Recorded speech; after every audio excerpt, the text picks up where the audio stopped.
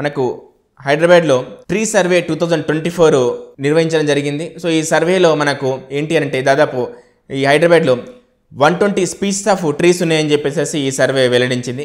So anyway మనకు exam point of వ్యూలో మనకు మేబీ ఒక్కొక్కసారి అబ్జెక్టివ్ పాయింట్ ఆఫ్ వ్యూలో ఇది అడగొచ్చు, మనకు డిస్క్రిప్టివ్ పాయింట్ ఆఫ్ వ్యూలో కొన్నిసార్లు మనం దీన్ని యూజ్ చేసుకోవచ్చు. ఇంతకుముందు కూడా మనకు ఈ ట్రీ సిటీ అని చెప్పేసి ఒక అవార్డు కూడా రావడం జరిగింది 2022లో. సో ఎనీవే ఇటు హైదరాబాద్కి వచ్చేసరికి ఇక్కడ ఏంటి అంటే ఈ ట్రీ పాపులేషన్ అనేది చాలా ఎక్కువగా ఉంటుంది. అయితే ఇక్కడ మనం గమనించాల్సింది ఏంటంటే అవెన్యూ ప్లాంటేషన్ అనేది చాలా ఎక్కువ, అంటే రోడ్ల పక్కన నాటి చెట్లు ఏవైతే ఉంటాయో దాని ప్లాంటేషన్ అనేది చాలా ఎక్కువగా ఉంది. ఎందుకంటే హైదరాబాద్ మొత్తం కూడా ఈ రోడ్స్తో ఆక్యుపై ఉంది, అది మనందరికీ తెలిసిందే. ఎందుకంటే హైదరాబాద్ అనేది చాలా డెన్స్డ్ పాపులేటెడ్ ఏరియా. మన తెలంగాణలోనే దాదాపు 18,000 ఎబో డెన్సిటీ ఉంది హైదరాబాద్లో.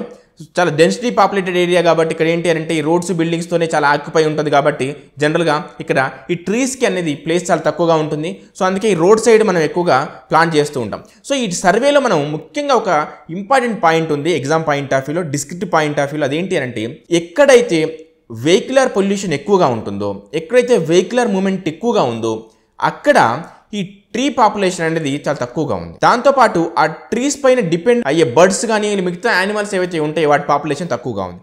ఎక్కడైతే వెహికులర్ డెన్సిటీ తక్కువగా ఉంటుందో అక్కడ ఈ ట్రీ నెంబర్స్ అనేది లేదా పాపులేషన్ అనేది ఎక్కువగా ఉంది. సో దీన్ని బట్టి ఏమవుతుందంటే ఈ వెహికులర్ పొల్యూషన్ కూడా ఇది ఒక కారణం కావచ్చు అని చెప్పేసి మనం తెలుసుకోవచ్చు. అంతేకాకుండా ఇక్కడ ఇంకొక ఇంపార్టెంట్ పాయింట్ ఏంటి అంటే ఈ వెహికులర్ మూమెంట్ కోసం ఈ ట్రీస్ అన్ని కూడా రిమూవ్ చేయడం కూడా జరుగుతుంది. అంటే ఈ మన రోడ్ వైడనింగ్ కోసం అలా ఇది చాలా సందర్భాల్లో ఎన్జిఓస్ కూడా అపోజ్ చేయడం కూడా మనం చూస్తూ ఉంటాం, ఈ ట్రీ ఫెల్లింగ్ని ఆపడం. సో ఇది ఎనీవే ఇక్కడ మనం ఒకటి అబ్జర్వ్ చేయొచ్చు ఈ సర్వే ద్వారా. ఇటు అబ్జెక్టివ్ పాయింట్ ఆఫ్ వ్యూలో మనం ఒకసారి అబ్జర్వ్ చేస్తే మనకు ఈ సర్వే మెన్షన్ చేసినట్టు 120 స్పీసీస్ అని చెప్పేసి ఇవన్నీ మనం చెప్పొచ్చు. దాంతోపాటు ఎన్ని రెప్టైల్స్ ఉన్నాయి, ఎన్ని బర్డ్స్ ఉన్నాయి, అవన్నీ కూడా వాళ్ళు మెన్షన్ చేయడం జరిగింది హైదరాబాద్లో.